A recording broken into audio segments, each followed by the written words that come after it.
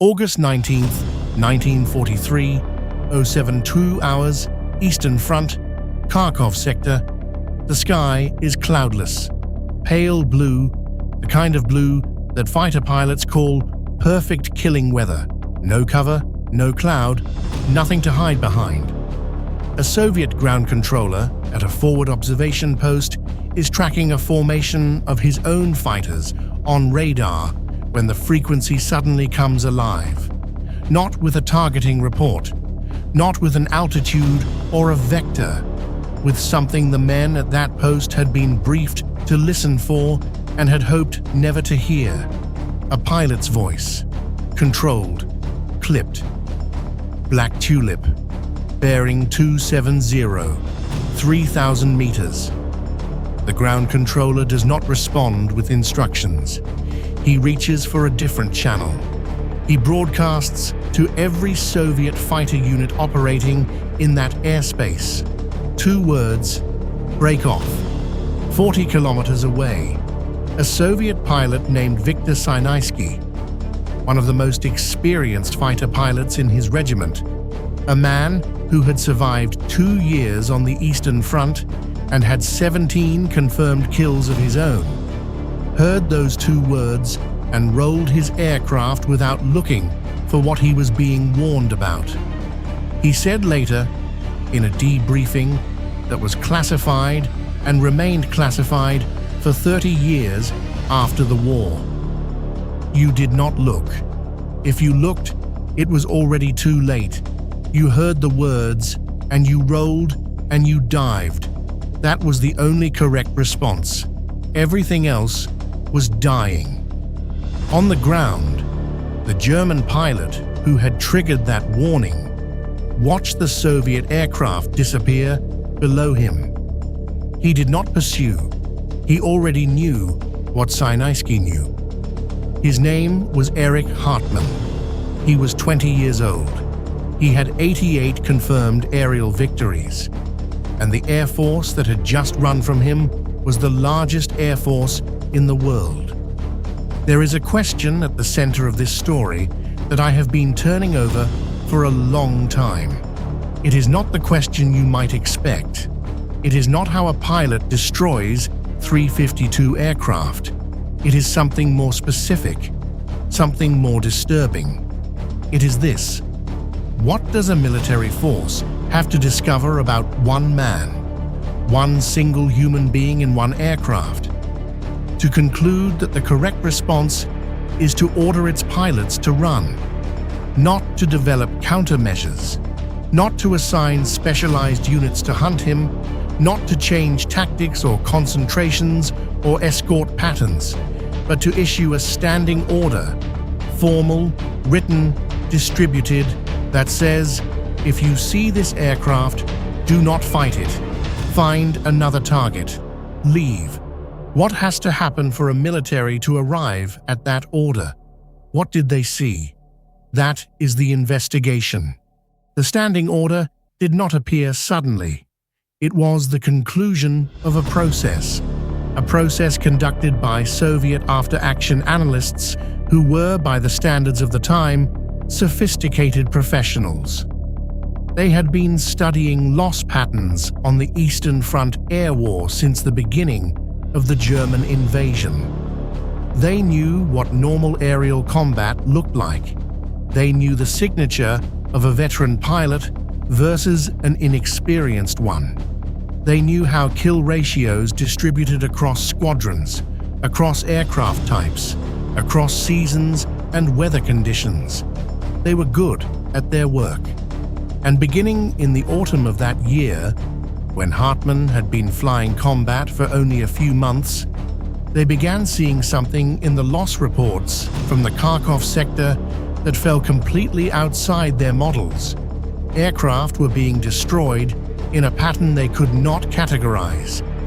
A senior Soviet Air Force analyst named Mikhail Gromov, himself a legendary aviator, a man who held multiple world records, reviewed the reports personally. He later wrote, in a document that was declassified decades after the war, The engagement signature was unlike anything we had catalogued. The attacking aircraft was never identified until after the engagement was complete. The time from first radar contact to destruction was shorter than our models permitted. We initially assumed the data was corrupt. We checked the sources. The data was not corrupt. What Gromov was describing, what the data was showing, was that Soviet pilots were dying before they knew they were in an engagement, not before they could respond, before they knew. The distinction matters. In normal aerial combat, there is a period, brief, sometimes only seconds, between the moment a pilot becomes aware of a threat and the moment he is destroyed. That period is the window for response. It is what training is designed to exploit. It is what survival depends on. In the engagements the Soviet analysts were reviewing, that window was not being compressed. It had been eliminated. Pilots were not reacting slowly. They were not reacting at all.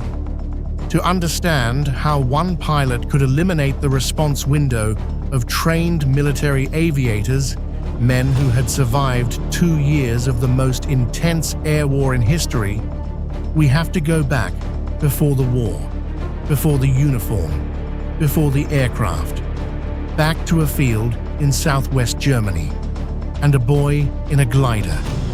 Erich Hartmann's mother, Elizabeth, was a licensed pilot at a time when almost no women held pilot certificates. She did not teach him to fly in a proper aircraft. She taught him in gliders, engineless, instrumentless frames of wood and fabric that could only be kept in the air by a pilot who understood the air itself, not the instruments that measured it, the air. There is a quality that glider pilots develop that powered aircraft pilots sometimes never acquire. It is called feel. The ability to process, below the level of conscious thought, the continuous stream of sensory information that the aircraft transmits through its structure, the vibration in the stick, the sound of the wind against the frame, the subtle changes in control response that happen before any instrument can register them. A glider pilot who loses this feel lands in a field, or worse. A glider pilot who develops it fully can fly in conditions that instruments alone cannot navigate.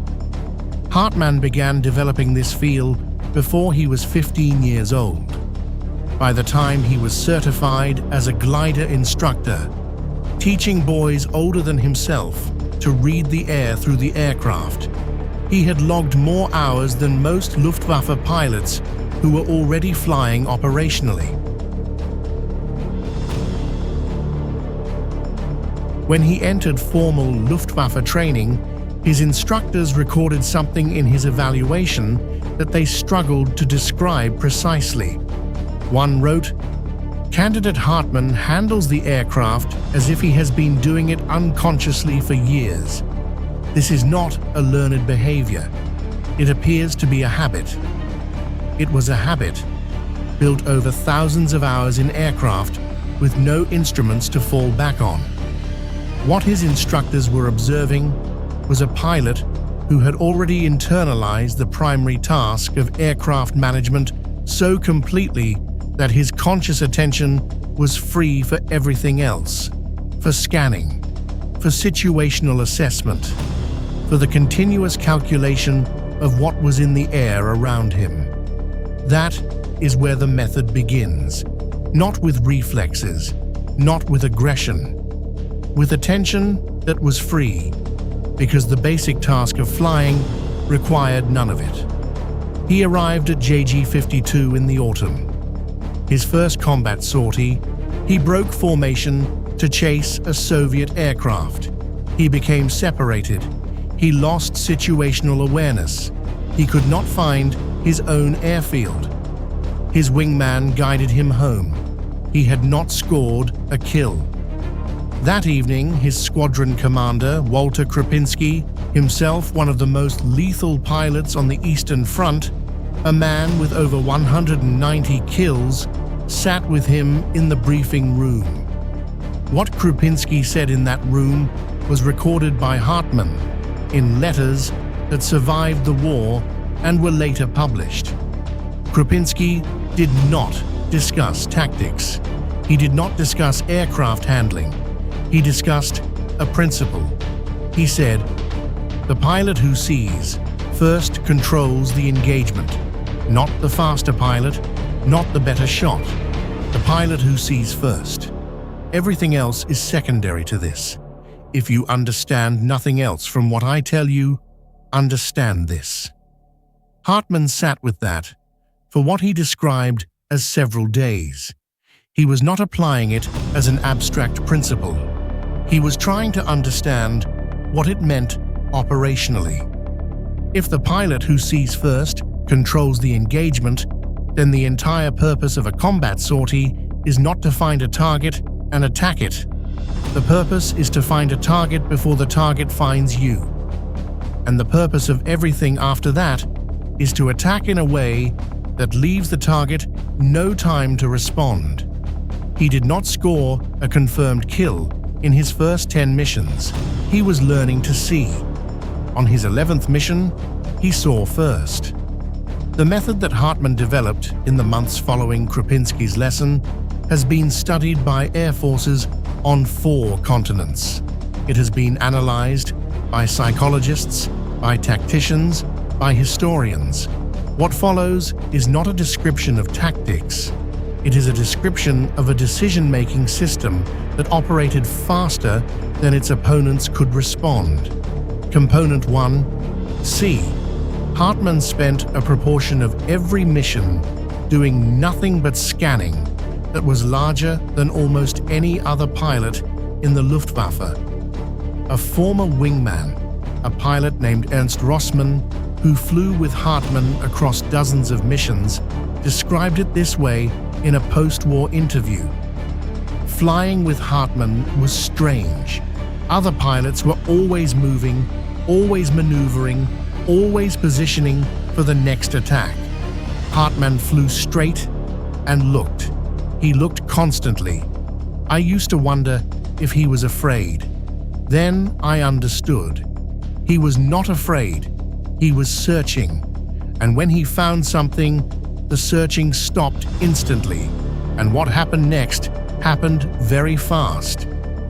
Hartmann himself described the scanning not as a technique, but as a discipline. He said, "Most pilots scan until they see something interesting, and then they focus." He said, "That is the mistake. You scan until you see everything. You never stop scanning. The moment you focus, the moment your attention narrows to one thing, is the moment something else kills you." Component 2, decide. Before committing to an attack, Hartmann required complete situational clarity. Is the geometry favorable? Is there a threat he has not yet identified? Is the target bait positioned deliberately to draw him in? If any of these questions was uncertain, he aborted. He flew away. Rossmann said, "He aborted more attacks than he completed. I flew with pilots who were more aggressive. They had more engagements. They had fewer kills. And several of them are dead." The discipline to abort, to recognize that the situation is not right and leave without attacking, is one of the rarest qualities in combat aviation. Every instinct is pulling toward the trigger. The target is there. The range is closing. Hartmann trained himself to override that, consistently, every time. Component 3, attack. When he attacked, he closed to 50 meters. Viktor Sinaisky, the Soviet pilot from our opening, described, in that classified debriefing, what it was like to be in an aircraft Hartmann was closing on. He had survived such an engagement, one of the very few pilots who had. He said, He was not there. I was scanning. I was doing everything correctly. He was not there. And then he was there. Not at distance, not approaching. There, behind me, already. The first thing I heard was my aircraft being hit. 50 meters is approximately half the length of a standard aircraft carrier deck. At 600 kilometers per hour combined closing speed, a pilot at 50 meters behind his target has approximately 0.3 seconds of firing time before he passes through the position. Hartmann fired in bursts of 2 seconds. To achieve a 2-second burst at 50 meters, he had to begin his approach from further out, from 300 or 400 meters, closing to 50 before pressing the trigger. The entire approach from the moment the target could potentially see him to the moment of impact was less than 4 seconds. 4 seconds against a trained pilot who was actively scanning for threats, who never saw him. Component 4. Break. Immediately after firing, before confirming the kill, before watching the target's response, he broke away. He did not stay to watch. A Luftwaffe flight surgeon who debriefed Hartmann multiple times during the war noted something that he considered psychologically unusual. He said, "Most pilots describe a powerful compulsion to observe the result of their attack. It is almost impossible to resist. The brain has been building toward the attack. It wants the confirmation." Hartmann described no such compulsion. He said, "The engagement is over when I fire. What happens to the target afterward is not my concern. My concern is the next threat." The flight surgeon flagged this in his report. He wrote, "This pilot has achieved something rare. He has fully decoupled the act of attacking from the emotional reward of destruction. The attack is a technical problem. He solves it. He moves to the next problem. This is not a psychological deficit. It is an extraordinary form of discipline. The debris, this is the cost of 50 meters. When an aircraft is destroyed at close range, the pieces travel in the direction the aircraft was traveling, which is toward you." Hartmann's mechanic, a man named Heinrich Mertens, who maintained his aircraft across hundreds of missions, kept an informal record. He told a fellow mechanic after the war, "When Erich came back from a kill, I went first to the cooling system intakes, then to the wing leading edges, then to the engine cowling. There was always something there, pieces of the other aircraft, sometimes large pieces. Once a piece of canopy glass. He walked around the aircraft, handed me what he found, said nothing about it, and went to write his report." Hartmann was shot down 17 times. 17 times his aircraft was destroyed or rendered unflyable. In every case, debris was a contributing factor. The 17th time was behind Soviet lines. He made a controlled, forced landing in a field. Soviet soldiers reached him before he could move. He was captured. He was placed in a truck, guarded, driven east. During the drive, he told his guards through gestures that he was wounded. The truck stopped. In the moment the guard's attention shifted, a moment he later estimated at 3 seconds, he ran. Tall grass beside the road, flat, motionless. Soviet soldiers searched. They came close enough that he could hear their boots in the grass. They did not find him. After dark, he moved. He navigated by stars, west, toward the sound of artillery. A German pilot in Soviet territory, walking home by starlight. He reached a German patrol the following day. He was back in the air within 48 hours. His mechanic, Mertens, said, He came back from being shot down the way other pilots came back from a difficult sortie. He was dirty, he was tired, he asked if the aircraft was ready. I told him it would be ready in the morning. He said he would be there in the morning. He was. We returned to the investigation. By the middle of the war, Soviet analysts had identified Hartmann's aircraft by its distinctive black tulip marking on the nose. They had studied every available engagement report involving that aircraft. They had cross-referenced pilot survivor accounts. They had analyzed gun camera footage recovered from crashed German aircraft. They had built a detailed picture of how he operated, and they had reached a conclusion that Gromov recorded with what reads, even now, as genuine professional admiration. He wrote, "This pilot has achieved something that our doctrine does not account for. He has made the response window functionally irrelevant. Our pilots are trained to respond to threats. This pilot does not give them time to respond. He solves the engagement before they know it has begun. We have no counter-tactic for this, because no counter-tactic can operate in zero time. No counter-tactic can operate in zero time." That sentence was written by the head of Soviet flight analysis in the middle of the largest air war in history. It is the most honest military assessment of what Hartmann had built. The standing order followed logically. You cannot counter what you cannot see. You cannot respond in zero time. Therefore, do not engage. Find another target. Leave. 352 confirmed aerial victories.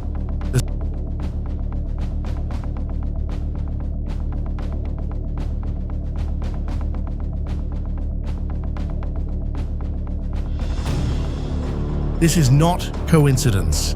It requires an explanation. JG-52 operated exclusively on the Eastern Front. The Eastern Front was the largest theater of aerial combat in the history of warfare. The Soviet Air Force was producing pilots faster than any other air force in the world. The operational tempo, the number of missions, the number of potential engagements, was higher on the Eastern Front than anywhere else. But those factors explain opportunity. They do not explain the ratios. Bong had opportunity in the Pacific. Patel had opportunity in North Africa. Kozyedub had the same opportunity as Hartmann, on the same front, against the same German pilots. Kozyedub finished the war with 64 kills. Hartmann finished with 352, 5 times more, from the same sky, against the same enemy, in the same aircraft. The difference was not opportunity. The difference was the method, and the discipline to apply it with complete consistency across 404 missions over 3 years of war. Hartmann later said something that pilots who have studied his record return to repeatedly. He said, "I never thought about the number. I thought about the next mission. The number was what happened when you kept thinking about the next mission." Germany surrendered. Hartmann was captured by American forces. Under post-war agreements, he was transferred to Soviet custody. The charge: destruction of 345 Soviet aircraft, classified as destruction of state property. He was tried, convicted, sentenced to 25 years. He served 10 years and 7 months. During that time, Soviet authorities offered early release on multiple occasions. Each offer required something: a signature on a prepared statement, testimony in ongoing proceedings, collaboration in forms he assessed as dishonest. He refused everyone. A fellow prisoner, a German officer named Johannes Steinhoff, himself a decorated fighter pilot, described those years in his published memoir. He wrote, Hartmann was the same in the camp as he had been in the air. He assessed the situation. He decided what was correct. He acted. He did not look at what the action cost him. He looked at whether the action was right. They offered him his freedom, and he gave it back to them because the price was his honesty. Most men would have paid. He did not pay. He was released in 1955 as part of diplomatic negotiations between West Germany and the Soviet Union. He returned home. He joined the Luftwaffe. He was assigned to develop training doctrine for a new generation of German pilots. He sat with young men who had not been born when he flew his first mission and told them 4 words: see, decide, attack, break. He told them the words were not a checklist. He told them the words were a philosophy, and that the philosophy was not about aircraft. It was about attention, about the discipline of knowing what you are looking at before you look at anything else. I want to be honest about this story in a way that I think most documentaries are not. Erich Hartmann is remembered, where he is remembered at all, as the greatest fighter pilot in history. The number 352 is the fact people repeat. But I keep thinking about a different number: 352 aircraft. In each one, a pilot. Soviet pilots. Young men, most of them, flying for a country that had been invaded, that was fighting not for territory or ideology, but for survival. A country that by the time Hartmann was reaching his peak had already lost 20 million people. Those pilots had names. Most of those names I cannot give you because the records are incomplete and the men are gone.